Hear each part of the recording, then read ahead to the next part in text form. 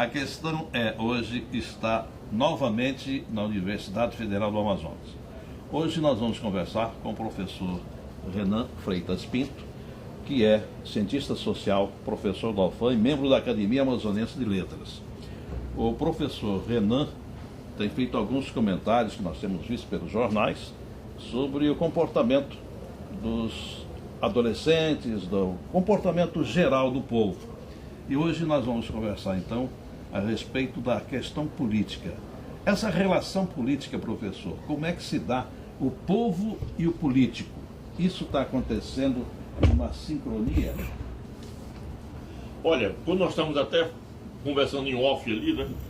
Eu gosto muito de apelar, de usar um exemplo, uma metáfora do Roberto da Mata, né? Que numa dessas Copas do Mundo, ele escreveu um artigo, publicou na Folha de São Paulo, fazendo uma comparação entre dois jogos. O jogo de futebol, que é bastante conhecido e querido do povo brasileiro, e o jogo da política, que não é nem tanto, né?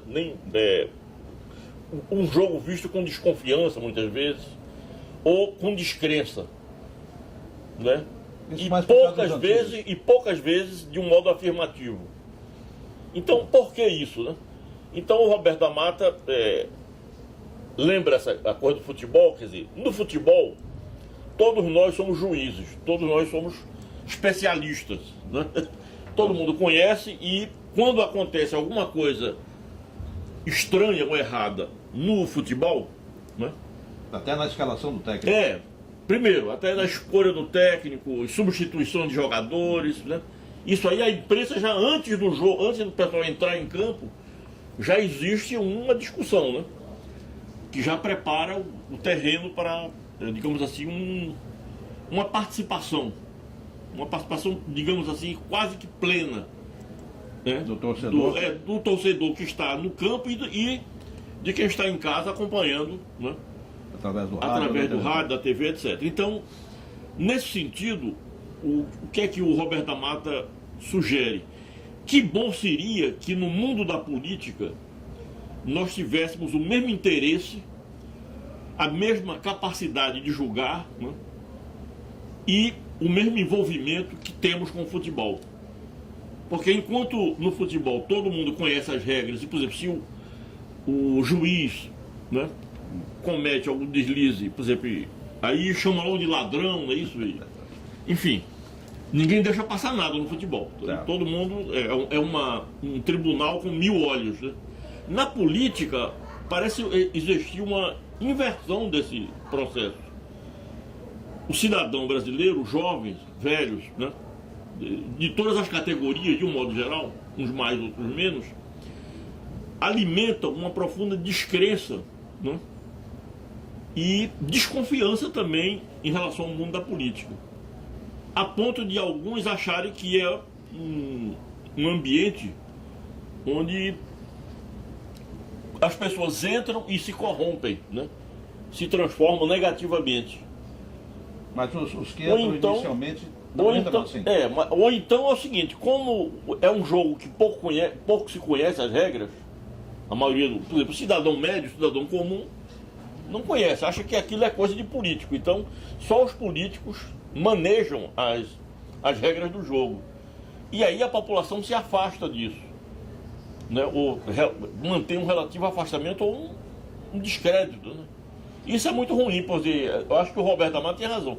Quem dera que o interesse pela política fosse o mesmo que nós temos pelo futebol, ou seja, a capacidade de envolvimento, né, de julgamento também, e um jogo democrático, porque enquanto que o futebol é democrático, né, todo mundo compartilha as regras e os resultados, etc. E a renovação, inclusive, de técnicos, né? Pois é, na política não é bem assim, né?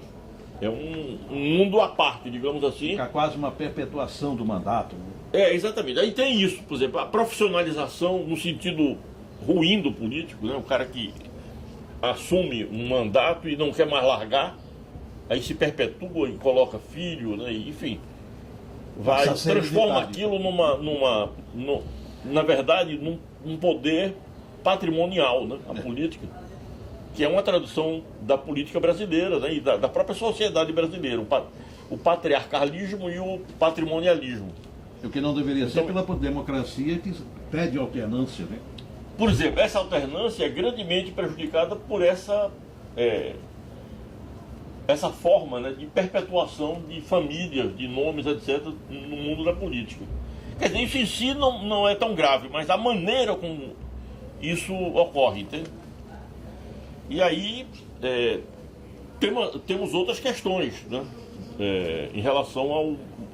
Estamos falando em política, não é só legislativo e executivo, né? São os três poderes. Que é o judiciário e o político. E, na verdade, o brasileiro, de um modo geral, o cidadão brasileiro, mantém, sejam eles maduros ou jovens, né, infelizmente, uma certa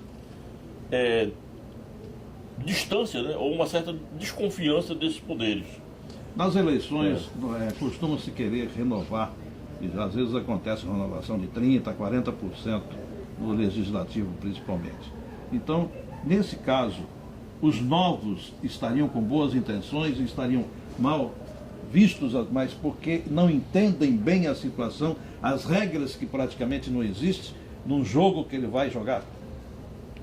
Olha, a começar pelo eleitor. O eleitor, quando vai para um dia de eleição, né, e durante toda a campanha eleitoral, etc., ouvindo a propaganda gratuita pela televisão e tal, pelo rádio, né, alimenta, sempre, o cidadão alimenta a crença de que alguma coisa pode ser mudado com as eleições, né? A começar pelos eleitores, quer dizer, bem, vamos tentar escolher gente que não seja, né, não vai repetir esses erros e essas condutas desses que já estão lá há anos, né? E aí os jovens, como você está perguntando, também, num certo sentido, estão comprometidos com essa mudança, né? Se eles são jovens e que o eleitorado aposta na mudança a partir do fato de elegê-los, eles estão, de certo modo, comprometidos com essa porque, geralmente, ideia de mudança. O jovem é sonhador, então ele quer resolver o problema do mundo. De uma forma geral, acontece isso. Então, nesse caso, ele procura fazer isso. Mas depois, quando ele está jogando, a regra é diferente. Porque, na verdade, a ideia, por exemplo, que o jovem é um sonhador, acho que todos nós deveríamos continuar jovens sonhadores, mesmo maduros, né? Como tendemos a nos transformar em maduros, ou seja, em veteranos, né, na profissão de professor, de empresário, enfim. E aí, perder esse entusiasmo, né, pela mudança é uma coisa seríssima, né, muito ruim para o país. Né? Exatamente. Essa acomodação, né, que tende a... E, sobretudo, a descrença, que é pior, né? Quer dizer, a decepção, né, a falta de expectativas que o jovem começa a alimentar quando percebe, né, um jogo viciado, né, um jogo de cartas marcadas e tal. E isso é ruim, isso tem que mudar na política. E é possível mudar. Eu acho que o Brasil está mudando politicamente para melhor, entende? Eu acho que eu não sou daqueles que... Essas manifestações vieram eu acho que, por exemplo, o movimento de ruas recente que nós tivemos, né, com a participação esmagadora de jovens, é um sinal extremamente positivo das mudanças. Isso já é uma mudança fundamental, né? Ou seja, a inserção, por exemplo, da internet, de todos esses, das redes sociais e tal, no questionamento do comportamento político e na cobrança de mudanças, né? A campanha política agora prevê, na próxima eleição, esse ano teremos eleições e teremos a Copa do Mundo também. Então estamos misturando as duas coisas. Por acaso, um exemplo bem interessante. Então, futebol e política. Neste caso agora, a propaganda gratuita poderá ser feita através das redes sociais. E nesse caso, as redes sociais poderiam interferir também o próprio povo se manifestando a favor ou contra? Em primeiro lugar, é o seguinte, é interessante a gente também não, digamos assim, transformar a rede social numa coisa fetichizada, né? Quer dizer, a rede social pode ser extremamente positiva, mas pode também ter elementos negativos. A rede social é mais um recurso, né? Mais uma possibilidade da comunicação, acho que é muito positiva, entende? A exploração desses meios novos, né, pela rapidez do celular, por exemplo, hoje você, com um smartphone, você tem conexão direta, né? Tem gente que nem vai mais ao computador, né? Se utiliza diretamente do... Então, essa agilidade, essa rapidez, essa facilidade é extremamente positiva, até para mudar o estilo, né, da propaganda política, etc. Eu acho que há uma possibilidade de uma inserção muito maior, né, de jovem, enfim, do cidadão no jogo da política, né? Aí você está lembrando muito bem, um ano de Copa e um ano de eleições. E aí, a propósito do exemplo do Roberto da Mata, como é que vão... bem, a Copa do Mundo, estamos todos preparados, né, para aproveitar o máximo desse evento, que é um evento importante, mas estaremos preparados da mesma forma que estamos para o futebol para as eleições? Eu acho que ainda não, entende? Inclusive, nos termos há comentários que a Copa do Mundo estaria atrapalhando as eleições desse ano, porque sobraria muito pouco tempo para a exposição dos candidatos nas eleições. Atrapalhando não seria, mas competindo com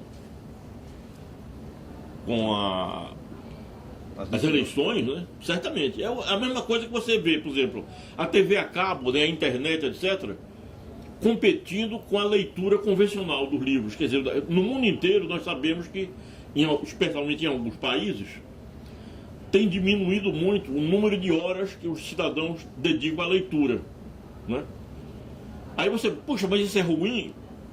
Sob um certo aspecto mas temos que pensar também o seguinte, que há outros meios, né, de se obter informação, inclusive a informação, a notícia, de ler filosofia, de ler literatura. O próprio jornal está sendo feito através... Exatamente. Então, temos que ser flexíveis, né, e abertos a essa grande revolução que nós estamos vivendo, né, que é daqui para frente, né, temos muitos aspectos, né, da informação e da comunicação que vão sofrer mudanças radicais, digamos, né?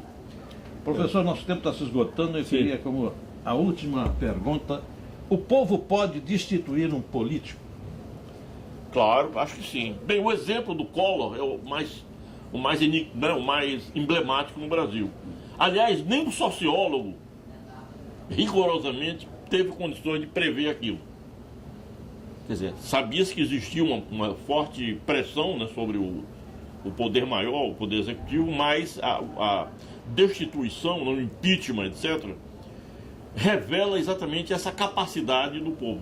E não tinha essa força da internet. Só que isso daí, exatamente. E hoje, essa força está, né, alimentada por meios absolutamente novos, né, que tem um poder, né, um poder de persuasão, um poder de convencimento, né, e de arregimentação, enfim, de formação da opinião pública, né, muito maior do que antes. Para encerrarmos, sim, qual a sua opinião e sua sugestão aos jovens que agora estão se iniciando na política? Eu acho que os jovens que se iniciam na política não devem se empolgar com o poder, mas procurar conhecer, né, as demandas do povo, as necessidades do Brasil, né, e trabalhar em função disso, ou seja, se comprometerem e comprometerem os seus mandatos com as reivindicações autênticas da população, dos jovens, de todas as camadas, daqueles que são esquecidos, daqueles que são destituídos, né, do mundo da política, que não tem, são invisíveis, não têm voz, né, às vezes nem votam, entende? E também nesse ponto estamos passando por uma grande mudança. Acho que o Brasil está incorporando gente que nunca participou, inclusive economicamente. Você vê o surgimento, né, desses novos consumidores, quer dizer, uma camada nova de gente consumindo, né, produtos que dão acesso a essa informação, né, ao celular, né, à internet, enfim. Esse novo Brasil, né, que está, digamos assim, incorporando parcelas da população que antes não participavam. Eu acho que aí é que está o grande compromisso do jovem político. Muito obrigado, então. Até a próxima. Imagine.